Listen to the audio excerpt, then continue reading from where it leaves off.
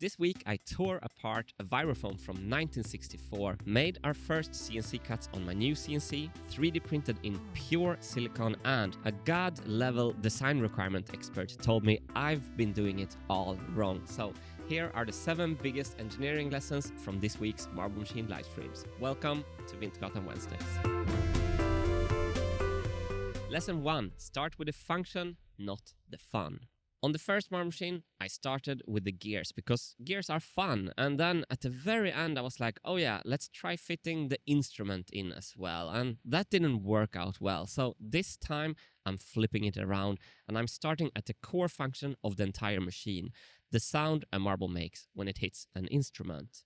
I'm beginning with the hardest instrument, the vibraphone, and I want to finalize the vibraphone design requirements and make the requirements clearer and more defined, but I do need some answers for doing that only prototyping can give me.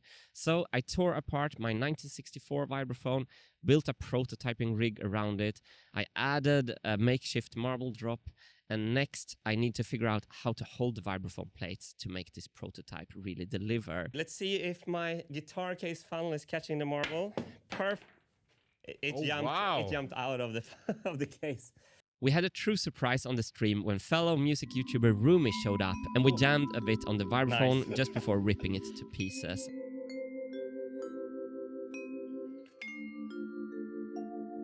I also recorded some reference notes on the vibraphone before disassembling it, so then we can compare the sound of the original human playing a vibraphone with the sound of the marble playing the prototype later on. I think starting on the correct points will give better results this time. The second lesson I learned this week is to choose the right material for the job. Next, I needed a way to hold the vibraphone plates on the prototype, and one of our top-level design requirements for the marble machine says that the machine needs to be reliable.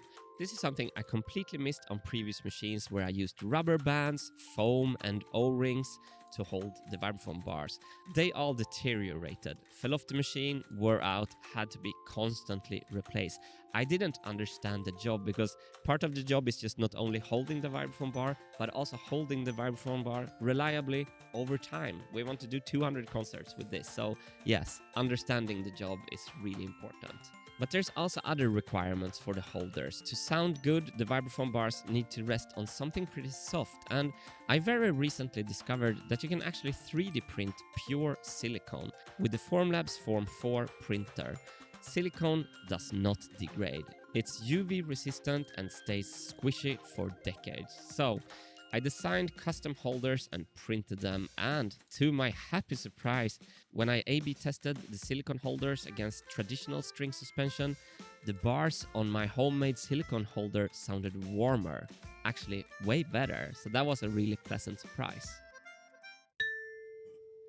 Lesson 3, I learned to use my brand new CNC machine. My studio roommate Ludwig taught me how to operate our new Watson M1 1325 CNC machine.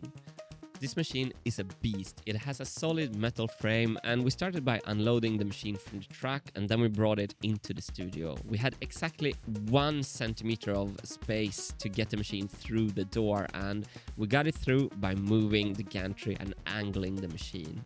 Then we built a sound isolating floor. Since we're running the machine in an apartment building, we don't want to disturb our neighbors more than we have to. The first Wilson came out with frayed edges on the backside, and that's because a down cutter pushes the plywood fibers downward. The cut is clean on top, but torn up underneath. And as I learned in France, there's a beautiful tool called a compression cutter. It cuts upward at the tip and downward further up the shaft, so you get clean surfaces on both sides of the plywood. We swapped to a compression cutter, ran the same file again, and the difference was night and day. So huge thanks to Ludwig for getting the machine ready and showing me the ropes, and also huge thanks to Watson for supporting the Marble Machine project.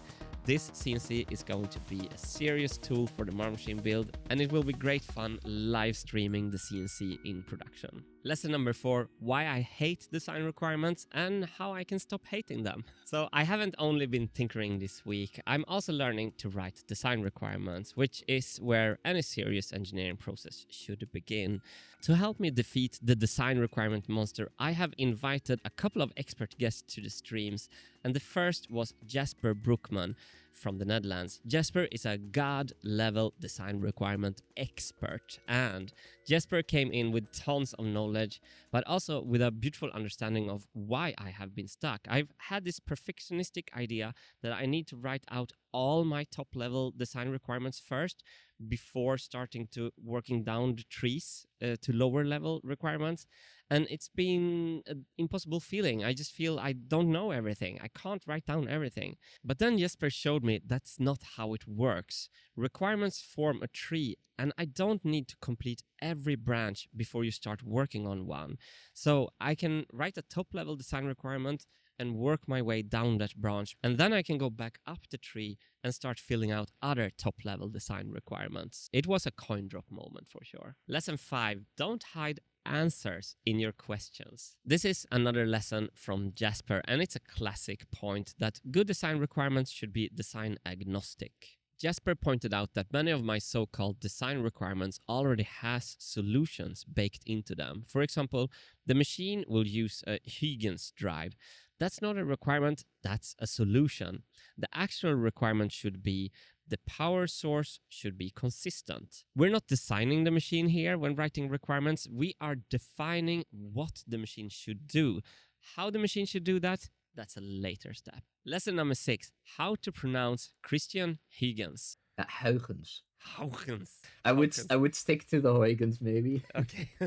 Huygens. Last Horcrux, lesson 7, your requirement needs a place to go. I had an off-stream phone call with Paul Drover, a Canadian university teacher teaching design requirements, and Paul gave me a great template for organizing design requirements here in this Excel template Paul made. Paul made a brilliant analogy by reminding me of how my screw boxes used to look before I organized all the screws with the Gridfinity system, and just like every kind of screw needs a place to go, Paul taught me that my design requirements need the same thing.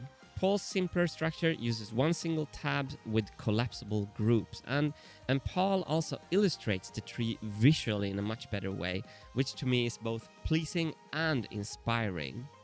Instead of multiple tabs, everything lives in one single tab with clear hierarchy. I'm going to copy Paul's solution immediately because it feels super simple. Something that makes me happy is the support from the Wintergatan YouTube members, the Wintergatan patrons, and everyone subscribing for free on Twitch, our new Twitch channel that we're working on the live streams. Going forward, I think I will work harder on design requirements in the morning live streams, and I will do more physical prototyping in the afternoon live stream. So come join us. We're having a lot of fun, and I'm learning a lot from the beautiful chat. So see you in the live streams, and take care. Oh, by the way, there was a lesson number 8 also that I didn't learn, because lesson 8 is how to kill your darlings, and I didn't learn it because the vibraphone plates are going to move.